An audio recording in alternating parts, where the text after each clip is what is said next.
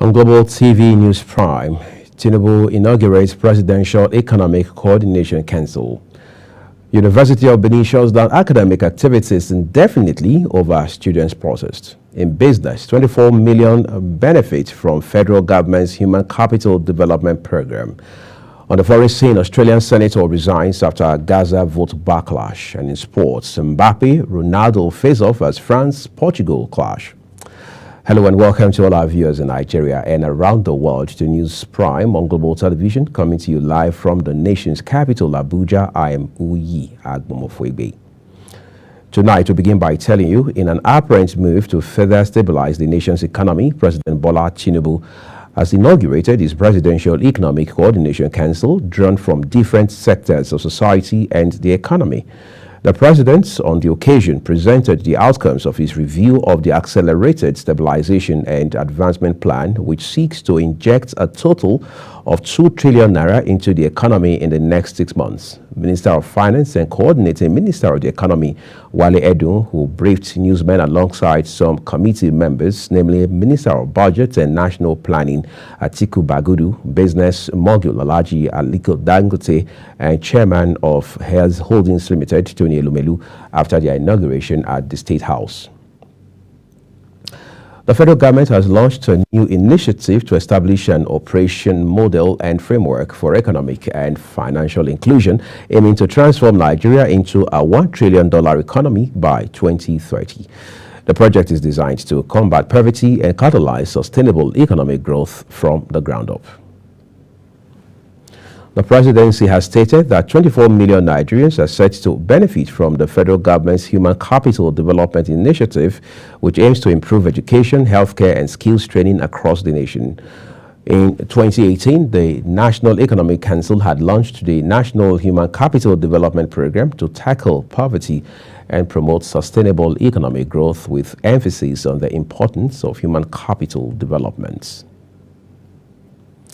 The federal government has distributed 33,576 bags of assorted food items to residents of the Federal Capital Territory as palliatives to cushion the effects of the economic hardship arising from food shortages, which is biting hard on Nigerians. FCT Minister of State Dr. Maria Mahmood, during the official flag-off ceremony of the distribution of food items, said the FCT administration has taken delivery of more than 23,000 bags of 25 kg rice from the Federal Ministry of Agriculture and Food Security.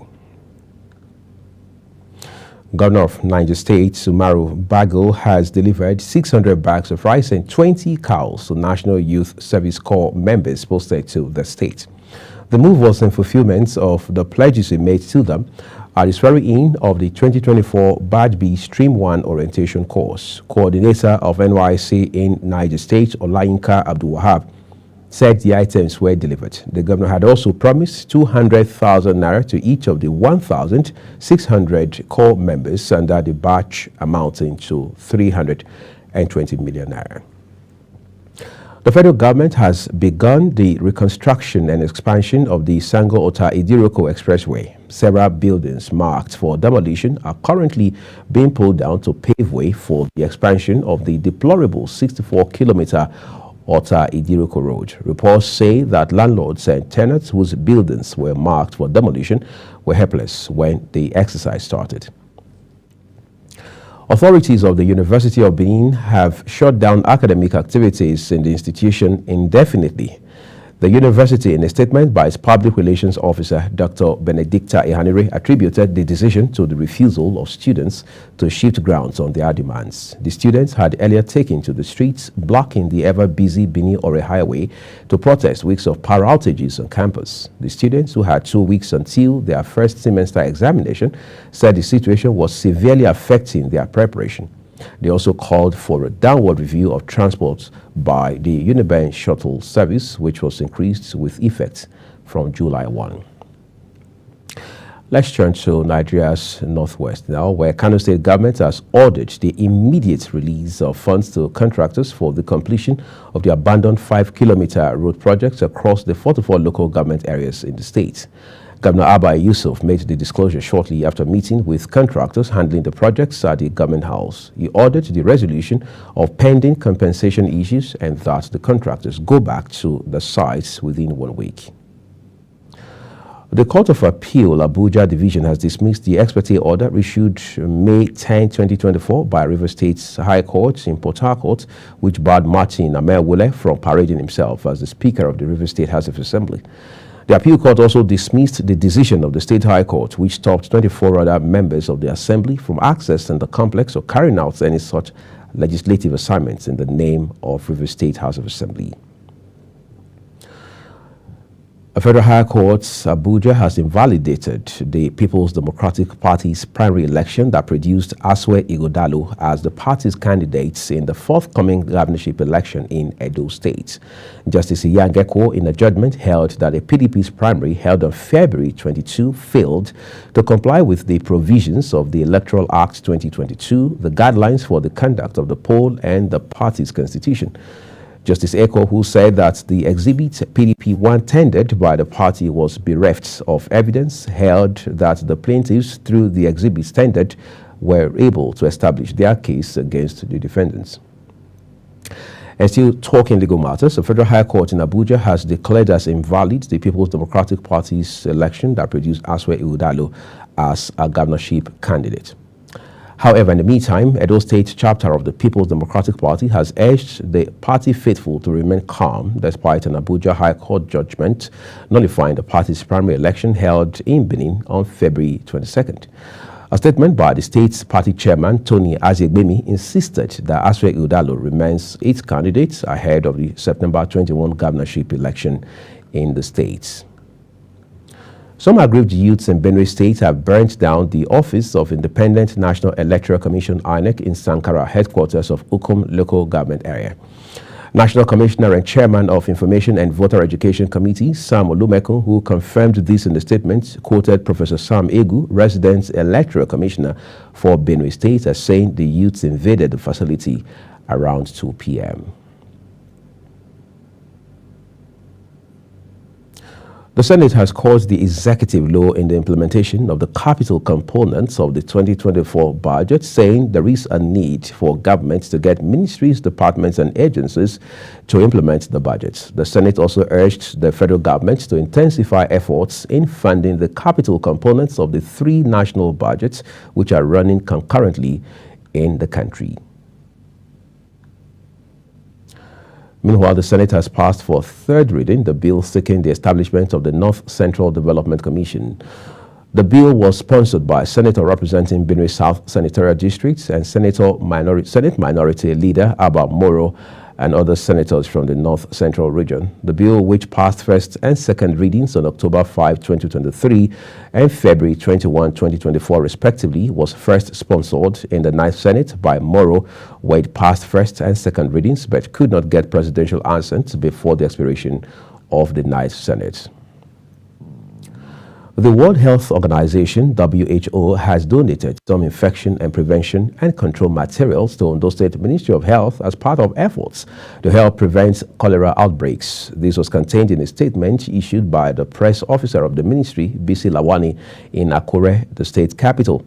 Coordinator of World Health Organization, Dr. Dele David, noted that the organization had always been at the forefront of preventing outbreaks and death in communities and among healthcare workers, which necessitated the donation of infection and prevention and control materials to the states to keep the healthcare workers and their communities safe.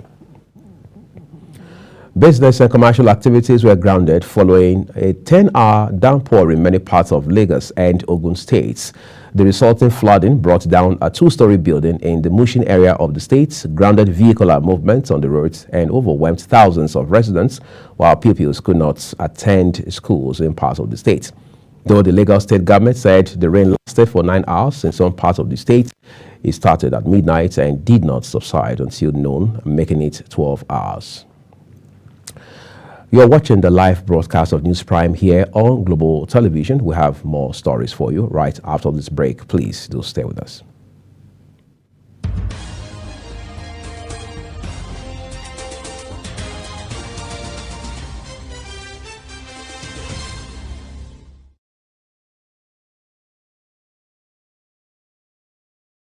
Welcome to Bayes University, Abuja, Nigeria, with a legacy of excellence and a vision for nurturing future leaders.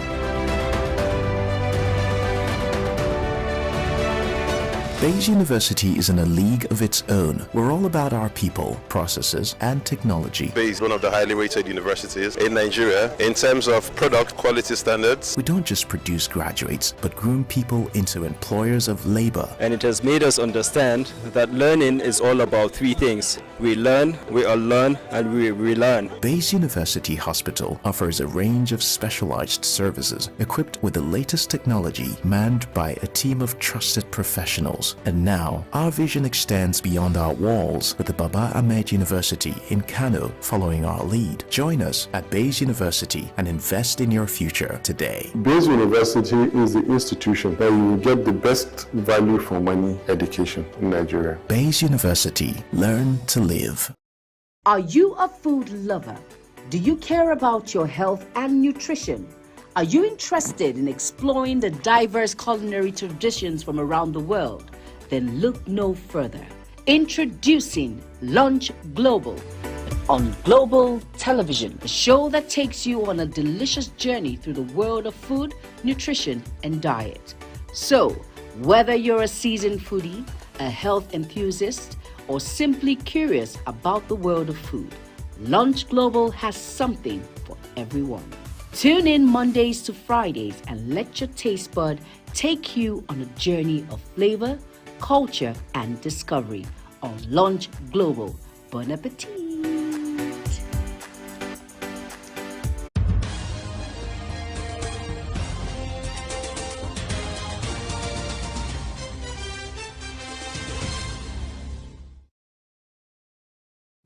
This is Global Television bringing you a live broadcast of News Prime with Uye Agumofwegwe. Thank you for your time with us.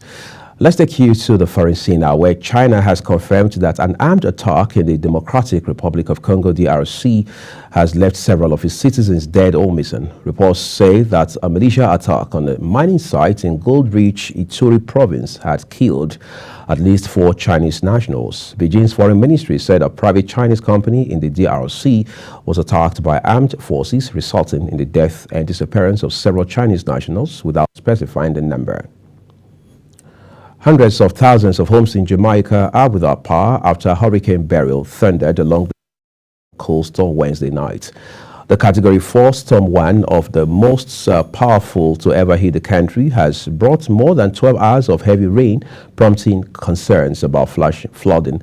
An island-wide curfew was extended until the sun rises, and the curfew is over. Residents will be able to go outside and get a real idea of the damage. Israel said a Gaza ceasefire plan outlined by President at the end of May. It comes after Hamas's political leadership said it had contacted mediators, Egypt and Qatar, about the ideas it has been discussing with the aim of reaching an agreement. Up to now, Hamas has demanded an end to war and a full withdrawal of Israeli troops from Gaza. Israel says it will accept only temporary pauses in the fighting until it eliminates Hamas. President Julius Maada Bio has signed into law a landmark bill criticizing and criminalizing child marriage. Child marriage has been a persistent problem in Sierra Leone, where nearly 1/3 of girls are married before the age of 18. The practice has been linked to a range of higher rates of national and maternal mortality, as well as lack of education. The Prohibition of Child Marriage Act, which received parliamentary approval last month, imposes strict penalties, including at least 15 years or fines around $4,000 or both for those who marry girls under 18. United States President Joe Biden has worked to calm Senate Democrats and staff on his campaign, as reports suggested he was weighing his future after his disastrous debate with Donald Trump last week.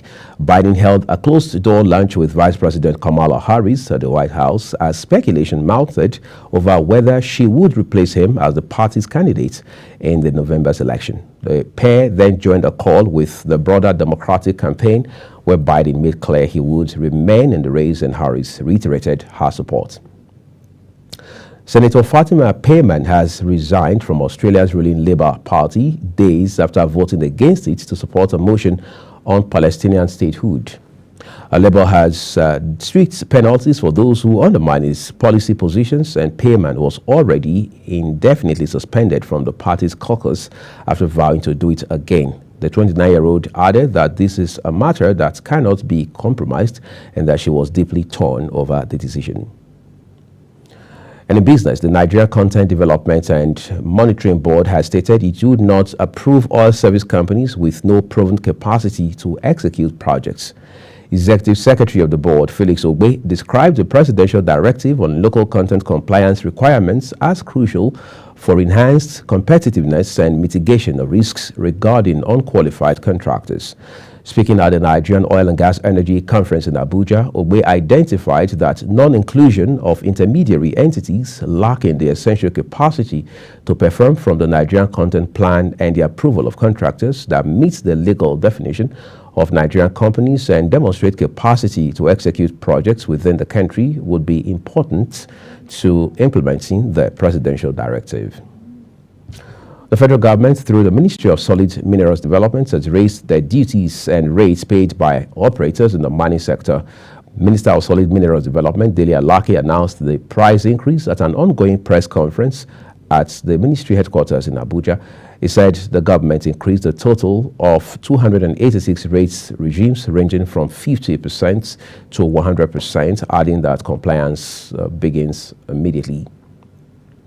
The presidency has stated that 24 million Nigerians are set to benefit from the federal government's Human Capital Development Initiative, which aims to improve education, healthcare, and skills training across the nation. This initiative, he says, it's aimed at expediting targeted investments in people, fostering equitable economic growth across Nigeria. Deputy Chief of Staff to the President and Chairman of Human Capital Development Core Working Group, Senator Ibrahim Adija, emphasized government's commitment and highlighted President Bola Tinubu administration's intention to address the Jagba syndrome through strategic investments in education, health, and skills development. Meanwhile, the federal government, through the National Information and Technology Development Agency, has announced plans to support Nigerian startups that are developing products on emerging technologies. The Director General of the agency, Kafishu Inuwa, who disclosed these while presenting a keynote during the opening of the Internet of Things West Africa Conference in Lagos, highlighted the transformative potential of emerging technologies like artificial intelligence, Internet of Things, and blockchain. The federal government has announced the completion of the divestment deals between Nigeria Ajib Oil Company and Ondo PLC, as well as that of Equinor and Project Odinimin, which jointly is worth about $1.5 billion. It also announced that as at June 2024, the country's functional oil rigs increased to 34, adding that a total of 31 oil blocks were currently on offer for bidding in 2024.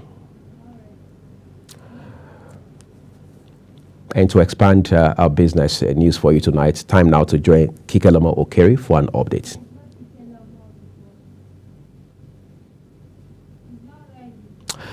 I will bring you that report subsequently. But in the meantime, let's turn to sports for you. 3-time champions and 5-time runners-up Nigeria Super Eagles will know their opponents for the qualification of the 2025 Africa Cup of Nations finals when the draw is conducted in Johannesburg, South Africa. The draw ceremony will serve the 48 countries into 12 groups of 4 teams each, with the top 2 teams in 11 of the groups qualifying directly to the finals, already scheduled for 21st December 2025 to 18th January 2026, while the 12th group, which has host nation Morocco, will see that country qualifying no matter the position in which they finish alongside one other team. Arsenal have reportedly chosen to abandon the move for Nigerian striker Victor Osimhen, despite Napoli reducing their asking price for the 25-year-old. The Gunners had previously been linked with a big money swoop for the Nigerian international, but they now have to move on to alternatives. According to Corriere dello Sport via Football Italia, the North London club now prefers a move for Sporting Lisbon's Victor Gyökeres. France and Portugal have renewed their European Championship rivalry in a quarter-final showdown in which almost all of the focus will be on the 2 captains, Kylian Mbappe and Cristiano Ronaldo. The last 8 encounter in Hamburg brings together 2 of the most fancied nations coming into Euro 2024, but 2 teams who have not completely convinced so far in Germany. Super Falcons head coach Randy Waldrum has unveiled his final squad for the Paris 2024 Olympics Women Football Tournament in France. The named captain Rashida Tajibade, goalkeeper Chiamaka Nandozie, defender Osinachi Ohale, forward Sisa Toshoala, and 14 others in his 18-player squad for the tournament. As we end News Prime tonight, let's take a quick look at some of our top stories. President Bola Tinubu has inaugurated Presidential Economic Coordination Council. University of Benin has shut down academic activities indefinitely over students' protests. And in business, 24 million Nigerians to benefit from federal government's Human Capital Development Program. And on the foreign scene, Australian senator has resigned after Gaza vote backlash. And in sports, we told you Mbappe and Ronaldo have been scheduled to face off as France and Portugal clash. And that's it on News Prime, and it came to you live from Nigeria's capital, Abuja. We're on StarTimes channel 276. Kindly follow us across all social media platforms using Global TV NG and other handles as you now see on your screen. I'm Uyag Mofwegbe, thanking you on behalf of the production team here at Global Television in Nigeria's capital, Abuja. I'll see you again.